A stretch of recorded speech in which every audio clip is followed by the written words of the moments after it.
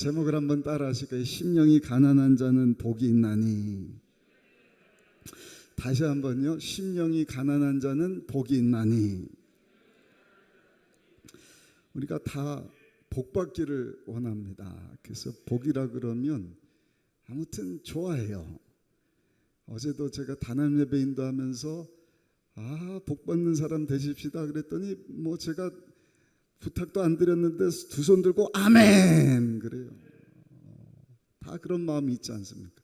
재물의 복, 건강의 복, 뭐 출세의 복, 유명한 사람이 되는 여러 가지 그 복과 관련된 일들.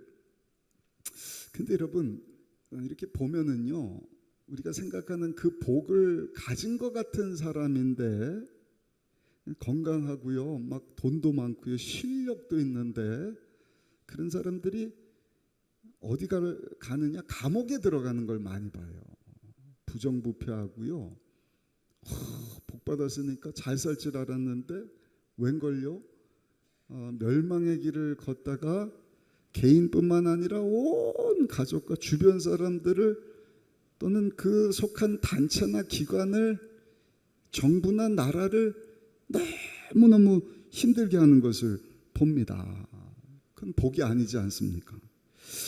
허준이라고 하는 그 우리나라가 내놓은 명의죠. 이분이 동의보감을 사용을 해서 지금도 의학을 공부하는 사람들, 특별히 한의사 되는 분들이 동의보감이라고 하는 책을 공부를 합니다. 근데 이 허준은 아버지는 양반인데 어머니가 천민이에요.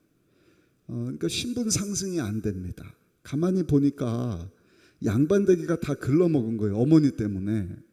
그래서 허준이 결단을 하고 저 평안도 북쪽에 있는 용천에서 남쪽에 있는 산천에 가갖고 자기 신분을 숨깁니다. 천민인데 천민이 아닌 것처럼. 그리고 신분 상승의 기회를 얻기 위해서 이제는 열심히 공부를 하는 것이죠.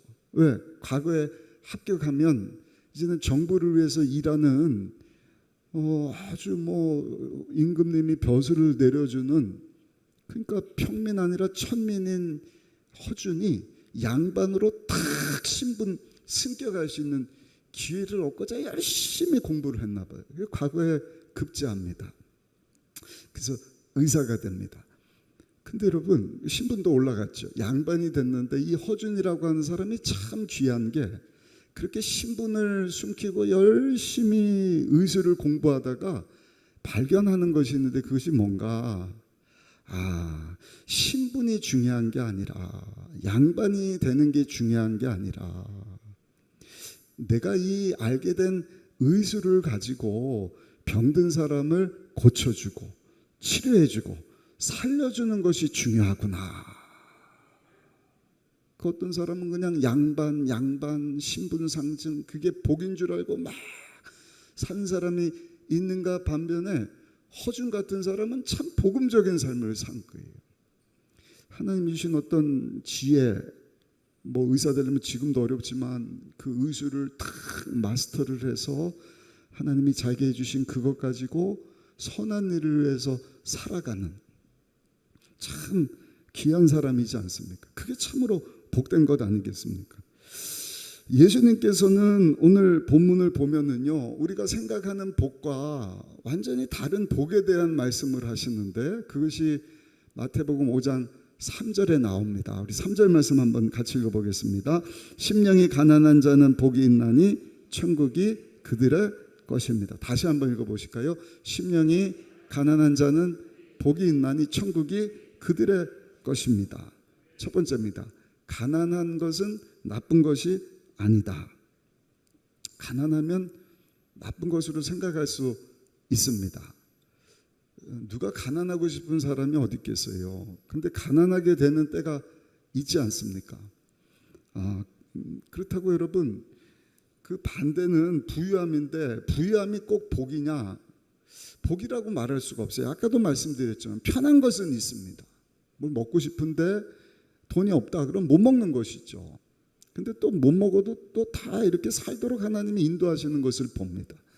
약간의 불편함, 우리 부교육자 전사님들 뭐 나이도 젊지만 이제 부교육자 생활할 때는 참 어려워요. 저도 그 잊고 지났는데 우리 사모하고 얘기하다 보니까 미국에서 막 와갖고요. 뭐 의정부 우리 부모님 댁에서 여의도에 출퇴근 그 추운 날 새벽같이 매일 출퇴근을 하고 뭐 집이 있습니까? 뭐가 있습니까? 사모도 유모차 끌고 와갖고 막 돕겠다고. 미안한 얘기지만 그래서 흰머리가 많이 났나. 제가 아니라 우리 사모가. 예. 그 일산에 가서도 그냥 뭐 20평대 아파트 그래도 방은 3개였네. 방이 얼마나 작은지 미국에서 가져온 책을 집어넣으니까 자할방이 없어져 버렸어요. 애기 눕는 그 침대 하나 놓으니까 그때 우리 주위 하나 있었는데 뭐 그냥 살림 조금 가져온 거 바렌다에다가 넣고 보니까 부엌 그 옆에 거실 안방 정도 화장실 하나.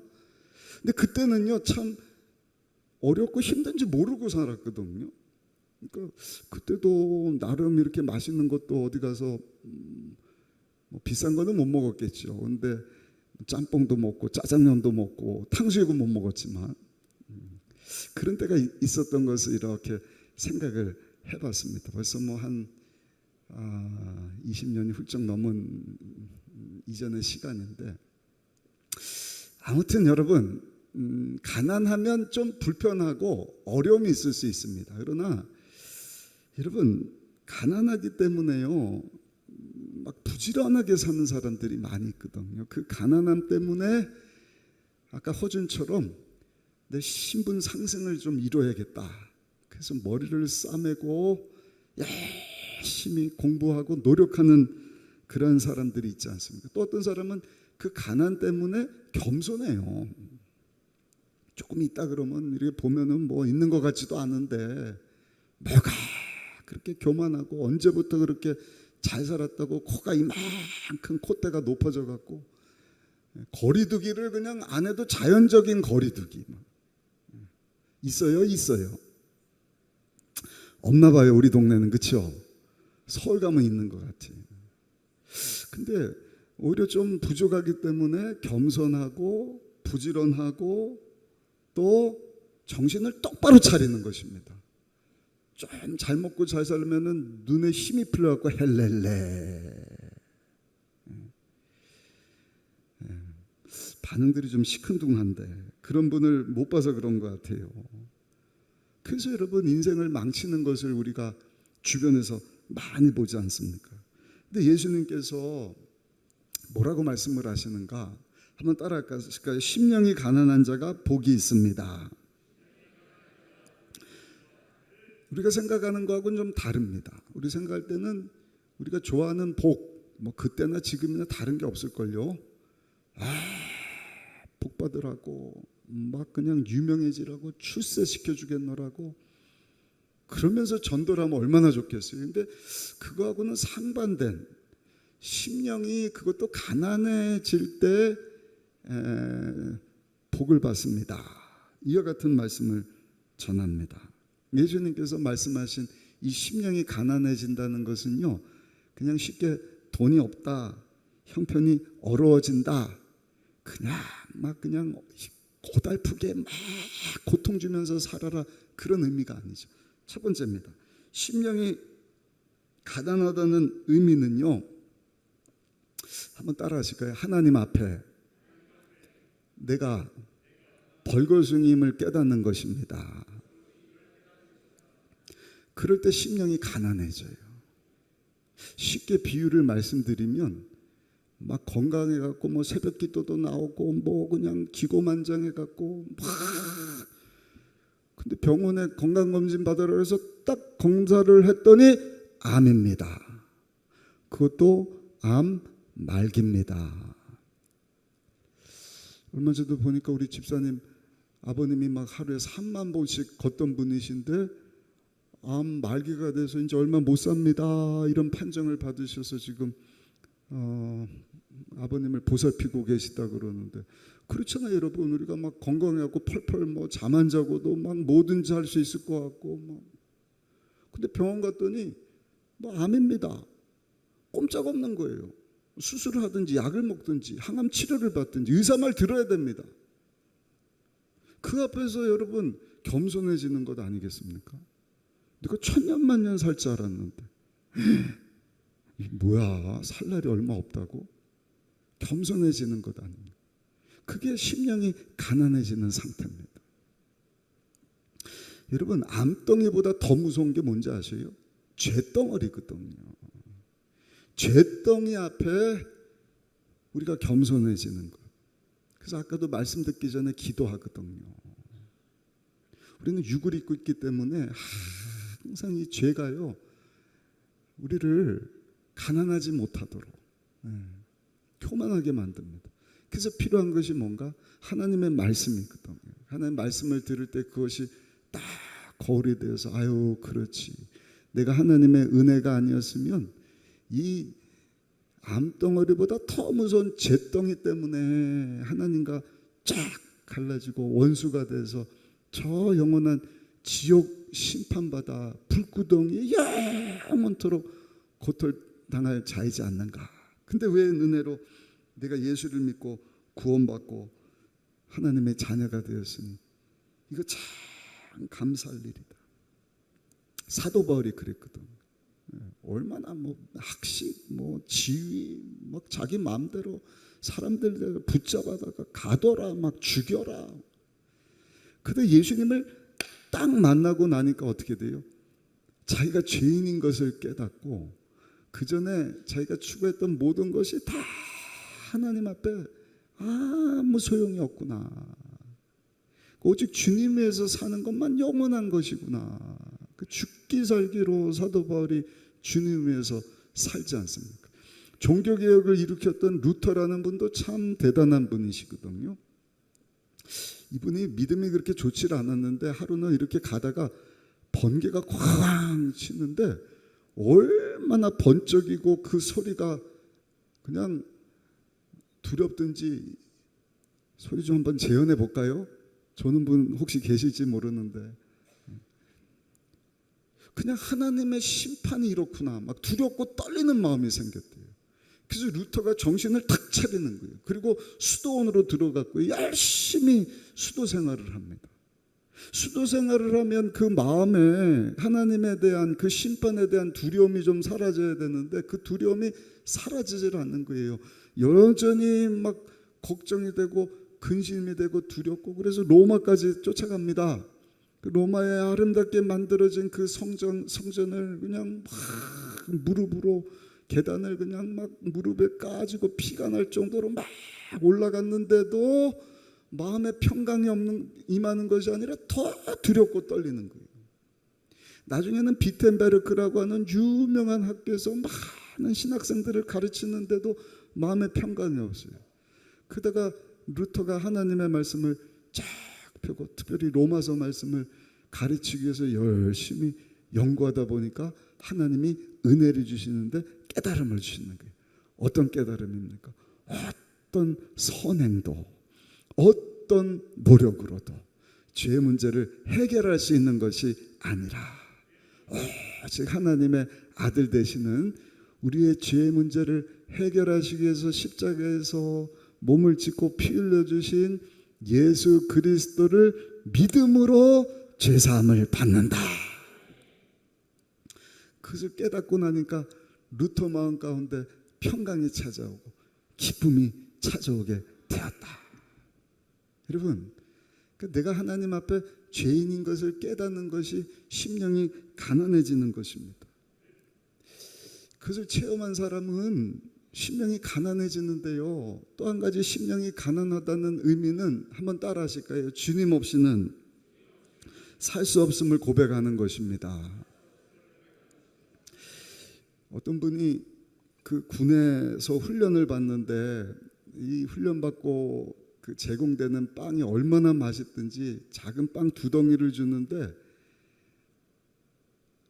아니 식사 가지고도 부족하고 훈련 받고 나서 막 완전 무장하고 훈련 받고 난 다음에 빵 2덩이를 주는데요. 그냥 삽시간에 먹어버리는 거예요. 그 다음엔 어떤 마음이 드느냐? 같이 훈련받는 병사 중에서 누구 배탈 나는 친구 없나? 배탈 나서 빵을 못 먹으면 내가 그걸 좀 먹었으면. 아무도 배탈 나는 사람이 없더래요. 나중에는요, 그 빵을 조금 더 얻어 먹으려고 담배를 좋아하니까 피지도 않는 담배를 모아다가 그 담배 가져다 주고 빵 한 덩이하고 바꿔 먹고, 나중에는 빵개를 만들었답니다. 빵개가 뭐예요? 2덩이를 받는데 10명이서 한 덩이씩 모으는 거예요. 그 다음에 빵 2개 주는 날 10개를 모아다가 이 친구한테 너는 오늘 빵개 타는 날이니까 몰빵해서 다 주면, 이 사람은요, 훈련받고 빵 2개가 아니라 10개를 마음껏 먹어보는, 이런 심령이 가난하다는 것은요, 그런 것입니다. 우리의 심령이 우리 주님 아니면 살 수가 없습니다. 우리 주님만으로 나는 기쁘고 행복합니다. 아멘. 마치 어린아이에게 있어서는요, 제가 몇 번 말씀드리지 않았습니까? 다 필요 없어요. 특별히 졸릴 때는 누구만 찾는 거예요? 누구만 찾아야 졸릴 때는요? 이야, 예수님만 찾는 성숙한 어린아이들. 너무 신앙적이고 엄마 찾잖아요. 엄마. 아빠도 필요 없고 막 장난감도 필요 없고 아무것도 필요 없고, 뭐만 원하는 것입니까? 예수님만. 저 여러분들의 심령이 정말 예수님 한 분만으로 만족하고 예수님 한 분만으로 기뻐할 수 있는 그와 같은 삶을 살아갈 수 있게 되시기를 예수님의 이름으로 축원합니다. 요한복음 15장 5절 말씀인데요, 우리 같이 한번 읽어보실까요? 요한복음 15장 5절, 심령이 가난한 자의 모습이 무엇인지를 잘 설명을 합니다. 같이 읽습니다. 나는 포도나무요 너희는 가지라. 그가 내 안에 내가 그 안에 거하면 사람이 열매를 많이 맺나니 나를 떠나서는 너희가 아무것도 할 수 없습니다. 그러니까 부자는 부한대로, 그렇죠? 제가 뭐 부자처럼 막 많이 누리고 살아보지는 못했지만, 이렇게 정말 잘 사는 분들 보면은요, 그 자기가 가지고 있는 거 관리하느라고 너무 바쁜 거예요. 뭐 사람부터 해서 무슨 재산부터 해서 뭐 빌딩이며 뭐 직원이며 뭐 생산 라인이며 얼마나 바쁩니까? 그러니까 부한 사람은 부한대로 정말 주님을 떠나서는 내가 살 수 없습니다. 그러한 마음이 돼야 될 것이고, 혹 가난한 좀 생활이 힘들고 어려운 분들은요, 그 어려움 때문에 그 불편함 때문에 내가 주님을 등한시하고 주님이 아니라 다른 것을 생각하면서 살지 않도록, 저 여러분들은 항상 어린아이가 엄마 없이는 살 수 없습니다 고백하는 것처럼 우리 예수님 없이는 나는 살 수 없습니다. 정말 사슴이 시냇물을 찾아 헤매듯이 심령이 가난한 그러한 모습으로 살아가는 우리 모두가 되시기를 예수님의 이름으로 축원합니다. 감사한 것은 예수님께서 심령이 가난한 자가 되어서 살면, 따라합시다, 천국을 주십니다. 약속하신 선물이 있죠. 우리 3절 다시 한번 읽어보실까요? 3절 말씀 같이 읽습니다. 심령이 가난한 자는 복이 있나니 천국이 그들의 것입니다. 천국은 다른 것이 아니라 예수님이 다스리시고 통치하는 것이 천국입니다. 예수님이 주인이 돼서 다스려 주시는 삶, 거기는 기쁨과 평강, 아픈 것이 없죠. 의와 평강과 기쁨이 충만한 곳이다, 성경의 말씀을 하지 않습니까? 그러니까 심령이 가난해서 정말 죄덩어리를 보면서 하나님 앞에 겸손하게 주님 없이는 나는 살 수 없습니다 하는 것을 고백하면서 살면 우리 주님이 저 여러분들을 다스려 주셔요. 할렐루야. 우리 주님이 다스려 주시면 나는 없고요, 예수님으로 살게 됩니다. 그게 성령 충만의 삶입니다. 예수의 제자의 삶을 사는 것입니다. 그렇게 사는 사람은요, 세상 것과 영원한 것을 구별할 줄 아는 거예요. 뭐가 진짜인지 뭐가 모조품인지를 압니다. 모조품 아무리 가져다 줘봐야 그게 뭐예요? 모조품입니다. 진품을 원해야지. 여러분, 가품, 짝퉁이라 그러지 않습니까? 계속 나오더라고요. 뭐 루이비 땡땡 뭐 이런 거 아무리 막 사봐야 다 가짜품이지 않습니까? 세상의 것 막 먹어보고 취해보고 가져본들 막 다 이따가 다 배설물처럼 다 놓고 갈 것. 주일날도 말씀드렸죠. 모조품이고 소모품이거든요. 소모품을 그냥 막 예를 들어서 여러분 칫솔 치약 물론 그것도 필요하지만 그거 사용하라고 있는 거 아닙니까? 충치 예방하고 입에서 냄새 안 나도록 식사하고 부지런히 닦아야지. 여러분 양치질은 안 하면서 집에 갔더니 막 치약이 막 500개 칫솔이 막 5,000개 이렇게 모아두고 산다고 생각을 해보셔요. 그거 끔찍하지 않습니까? 그래서 소모품은요 빨리 바꿔야 돼요. 그리고 그것을 통하여서 해야 되는 일을 해야 되는 것 아닙니까? 하나님께서 우리에게 주신 모든 것은 다 소모품입니다. 아멘. 물질도 건강도 심지어는 고난도 소모품이다. 그것 가지고 저와 여러분들은요 미래적으로 우리 예수님의 관점을 가지고 하나님의 영광을 위해서 살아가는 우리 성도님들이 천국을 누리며 사는 성도가 되는 줄로 믿습니다. 사명 따라 사는 것입니다.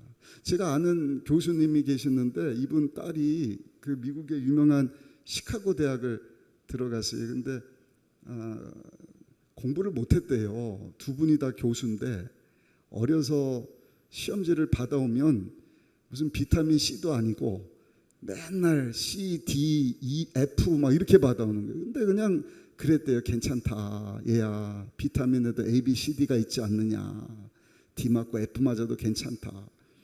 괜찮다 그러고 이제는 초등학교도 나고 중학교도 나왔는데 고등학교 가서도 성적이 안 나오는 거예요. 그때는 걱정이 좀 되더래요. 그래서 학교 선생님한테 전화를 했대요. 얘 지금 F 맞아 왔는데 진짜 F냐? 진짜 F라고. 근데 딸이 F를 받아왔는데요. 이 교수님이 회개가 터져 나오더래요. 교수라고 하면서 겉으로는 주님이 다스리는 삶을 살겠다 그러면서 마음 가운데는 어떤 마음이 있는 거예요? 나도 교사, 우리 아내도 교수? 적어도 딸아이는 좋은 대학교를 가야 된다. 겉으로는 야 뭐 C 맞고 D 맞고 F 맞아도 괜찮아 그랬는데 주님께 그 딸을 내어 맡기지 못한 것에 대해서 회개가 팍 터져 나오더래요. 하나님 주시는 마음이 그 F 맞은 딸을 붙잡고 축하해야겠다. 축하. 그래서 딸을 붙잡고요. 야 우리 하나님 앞에 셀러브레이션 하자. 그러니까 딸이 어리둥절한 거예요. 아니 F 맞았는데 축하 파티를 하자니. 그 축하 파티를 했대요. 그러고 나서 한 2, 3년 후에 이제 이 딸이 고등학교 졸업하고 대학교를 들어가야 되는데 대학교 다닐 때 이제 성적도 좋고요. 그 다음에 그 방과후 수업이라 그러나요? 그 뭐 운동이라든지 음악이라든지 이런 거를 잘 해야 됩니다. 그래서 아이들이 막 여름방학 때도 그런 거 막 그냥 대회 나가고 뭐 하느라고 우리나라도 많이 이제 그렇게 바뀌어가고 있는 것 같은데 그런 것들 플러스 이제 명문대학일수록 에세이를 써오라 그래. 에세이. 예.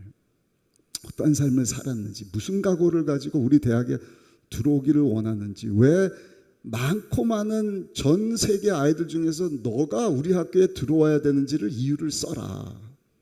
안나라고 하는 딸인데 에세이 제목이 셀레브레이션입니다. 셀레브레이션. 그러면서 그 대학교 에세이를 쓰는데 무슨 내용을 쓰느냐. 자기가 F를 맞아왔는데 엄마 아빠가 축하해주고 함께 셀레브레이션 해준대요. 그러면서 사실은 그 F를 맞았을 때요. 치팅 페이퍼라고 합니다. 컨닝 페이퍼가 돌아갔고 애들이 공부도 안 하고 다 그거 보고 A 맞고 막 그랬대요. 근데 자기는 컨닝하는 거를 원치를 않아 갖고 그냥 어려운 시험 문제였는데 그냥 F를 받았다. 근데 집에 와서 아빠가 F 맞은 거 보면서 막 박수 해주면서 야 우리 축하 파티 하자 셀레브레이션 하자. 그래서 마음이 너무너무 기뻤다. 그래서 에세이에다 쓰는 거예요. 내가 만약에 이 학교에 들어가서 졸업을 하게 되면 우리 주변에 노력하고 자기 나름대로 막 힘쓰고 애쓰는데도 F 성적을 받는 사람들이 있지 않는가. 저는 F 성적 받는 그 사람들과 함께 기뻐해주고 함께 축하해주는, 셀러브레이션 해주는 그런 사람이 되기를 원합니다. 아마 그 대학 에세이 이렇게 보면서 합격 시켜주는 분이 감동을 받았나 봐요. 물론 성적도 좋았겠지만 이 학생이 그래서 그 시카고에 있는 명문대학교에 딱 입학했다는 이야기를 들어보았습니다. 여러분, 이것이요 천국을 누리면서 사는 성도의 삶인 줄로 믿습니다. 하나님의 관점을 가지고. 약점이지만 내 인생은 내가 주인이 아니에요. 나는 없고 나에서 십자가에서 죽고 사신 예수님으로 살기를 원합니다. 그 F를 하나님께 내어 맡기면, 그 약점을, 부족함을 우리 주님께 맡겨드리면, 우리 주님은요 그 약점을, 그 부족함을, 어떤 목사님은 그러더라고요. 우리의 약점을 한번 따라 하실까요? 하나님께서는 손잡이로 사용하십니다. 너무 멋진 표현 같아요. 연약함이 있거든요. 근데 그것을 우리가 내가 주인이 되면 그 약점 가지고 어디다 써먹겠습니까? 뭘 할 수가 있겠습니까? 그러나 심령이 가난해져서 주님께 다 내어 맡기면 하나님은 그 부족함을, 그 연약함을 손잡이로 들어 하나님의 영광 위하여 사용해 주신다. 결론입니다. 예수님께서요 이제 팔복을 시작하는데 입을 여시고 처음 주시는 메시지가 심령이 가난한 자는 복이 있나니 천국이 저희 것입니다. 여러분, 근데 예수님께서 오늘 3절에 보니까 심령이 가난한 자는 복이 있다. 이 말은요 감탄사거든요. 바꿔서 말씀드리면 이미 저와 여러분들의 심령은요 가난해졌다는 것입니다. 여기 나오는 이 팔복과 관련된 말씀은 다 예수님의 성품이거든요. 그러니까 예수님을 주인으로 모신 자들은 따라합시다. 이미 내 안에 복받을 자의 모습이 있습니다. 믿으십니까? 예수님이 주인이 되시니까 그게 발현되지 않았을 뿐이지. 1930년대 지금처럼 막 경제 어려움이 찾아왔어요. 농장을 하는 사람이 운영을 하다가 이제 파산 직전인데 석유 유추하는 회사에서 탐사를 들어온 거예요. 이쪽에 기름이 막 나는 것 같은데 당신 땅을 좀 이렇게 검사해봐도 되겠습니까? 한번 보십시오. 유전이 발견됐는데요. 예이츠라고 하는 사람 농장이거든요. 어마어마한 유전이 터져나온 거예요. 하루에 8만 배럴씩 기름을 유추해냈답니다. 반응이 없으시네. 저도 뭐 그게 얼마나 되는지는 모르겠어요. 근데 한 배럴이면 어마어마한 드라무통이지 않습니까? 8만 그 드럼통을 매일 뽑아오면, 그러니까 파산 직전에 있던 사람이 일약 세계적인 거부가 됐어요. 아마 록펠러 이후에 가장 석유 부자가 되지 않았을까. 여러분, 이 예이츠라고 하는 사람 언제부터 부자였던 거예요? 몰랐을 뿐이지 자기 농장 밑에 그 어마어마한 유전이 이미 여러분 담겨져 있었다는 것입니다. 사랑하는 성도 여러분, 우리가 신앙생활하면서 이 사실을 꼭 기억해야 할 줄로 믿습니다. 따라합시다. 내 안에는 예수님이 와 계십니다. 중요한 것은 그 예수님이 자꾸 주인이 되어서 우리 삶을 다스려 주셔야 돼요. 성령의 9가지 열매, 그 팔복도 그렇고요. 다 예수님이 주인이 되면, 다스리는 삶을 살면 그냥 억지로가 아니라 우리 안에 있는 것이 드러나게 되어 있는 것입니다. 하나님의 나라가 임하게 되는 것입니다. 할렐루야. 그 아프리카 가면 그런 부족이 있다면서요. 누가 잘못하면 어떻게 해요? 막 그냥 칭찬을 해준다잖아요. 너 어렸을 때 이러지 않았냐?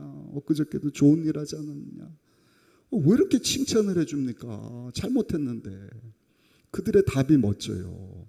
그렇게 칭찬을 해줌으로써 그 아이 안에 있는, 그 사람에 있는 악한 것이 자리 잡을 수 없도록 하기 위함입니다.